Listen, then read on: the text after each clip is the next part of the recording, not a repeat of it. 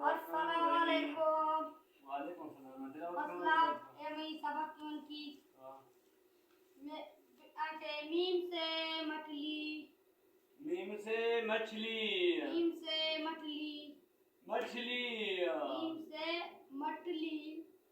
مچھلی ہے. مچھلی کی طرح مچھلی ہے نہیں اس کے اندر. تم کہہ مچھلی. ایک مچھلی چھوٹے بے زبان ہے. ٹٹلی یہ چھوٹے بے زبان ہے. مچھلی. ٹٹلی.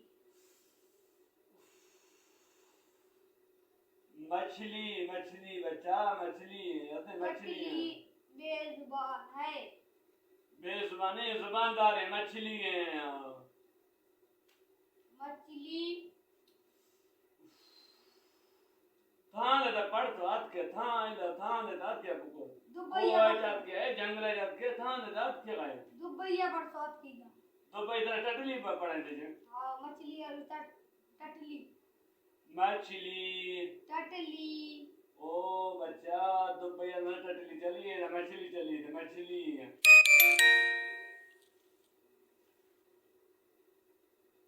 جیم سے میم سے مچھلی. میم سے ٹٹلی.